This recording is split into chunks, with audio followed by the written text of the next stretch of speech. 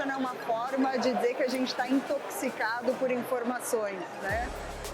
Informação, falta de informação, excesso de informação. Eu brinco que a gente não sabe se está ficando mais inteligente ou menos inteligente. Eu acho que todo mundo aqui, me incluo nessa, bate um desespero de vez em quando para saber para que lado correr, o que ler, como se informar e como fazer sentido de todo esse mundo caótico que a gente está vivendo.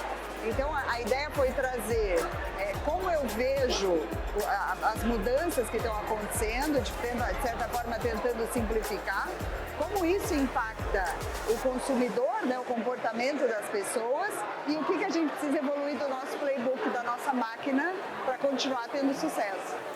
E falando nessa evolução, você acabou de falar dos negócios, quais são os principais erros que você enxerga hoje relacionados a esse volume de dados que os negócios estão tendo dificuldade de lidar? O que eu acho que é o erro principal que eu vejo muito quando eu converso com empresários, enfim, com o pessoal que está à frente das empresas, e relacionado a dados, eu acho que é principalmente eles estarem coletando informações, muitas vezes sem nem parar para pensar que problema eles estão tentando resolver. Para que eles estão coletando esses dados e até como que esses dados são coletados para trazer o insight que precisa ser feito, ser trazido.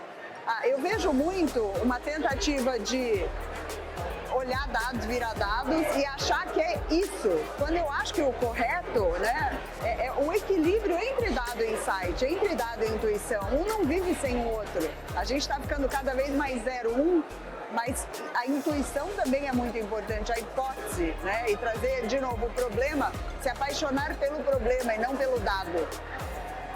Queria agora que você desse alguma dica sobre como reduzir isso dentro dos negócios, como reduzir esses erros. Como reduzir esses erros?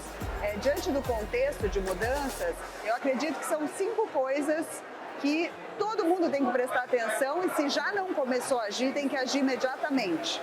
O primeiro deles, o que a gente estava falando, a gente está vivendo uma era de dados, então você tem que ser curioso e respeitoso com os dados, principalmente relacionados à LGPD, né? As informações do cliente são propriedade dele, ele vai escolher como você monetiza com essas informações, mas bem aquilo que eu estava falando, dados combinados com insight, acho que essa é a primeira coisa. A segunda coisa, engajamento da comunidade. As pessoas estão mais propensas a colaborar. Uma sociedade mais empática, vivendo um mundo de muitas crises, né? E precisando de um pertencimento.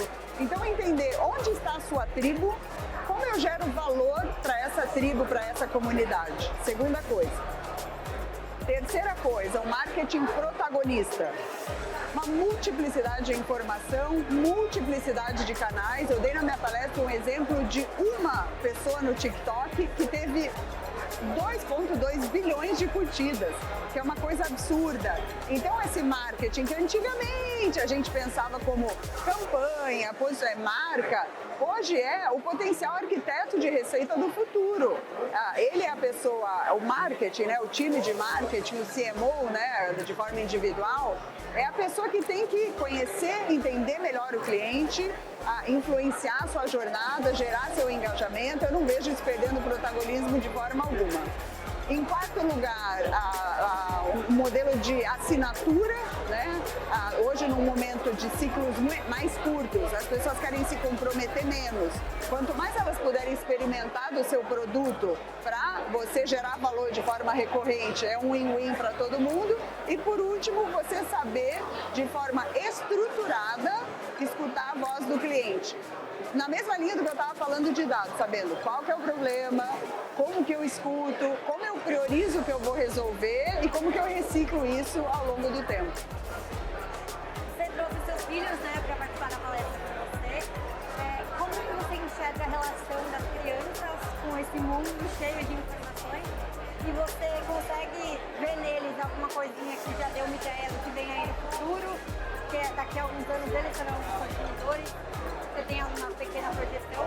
Sim, eu trouxe os meus filhos, eles têm 10 e 11 anos, né? Pedro e Bento, eles aprendem a codificar no YouTube, eles participam de comunidade de games, eles assistem show online. A primeira experiência ou segunda experiência deles com o show não foi eu pegar e levar num show físico. Eles se encontraram num servidor e assistiram a Ariana Grande no Fortnite. Então, assim, o que a gente está começando a ler e ver, eles já vivem. Eu pensei, né? São as melhores pessoas para exemplificar e ainda assim, tudo muito rápido. Né? Tudo acontecendo muito rápido. Então a gente falou de inteligência artificial, de games, de comunidade de uma forma mais lúdica. Mas eu acho que assim, o que vem por aí, né? Uma das coisas que me chama a atenção é que as profissões que eles ambicionam não existiam há pouco tempo atrás. Então eles querem ser influenciadores, eles querem ser youtubers, de certa forma produtores de conteúdo, né? Essas são duas profissões que você perguntar para qualquer pré-adolescente ou criança. Antes, quando eles eram menorzinhos, um me falou que queria ser sorveteiro, agora eles falam que eles querem ser youtubers. Legal. O que você pode destacar que você acredita que vai ter uma tendência em 2023, que é o ano que está chegando? 2023.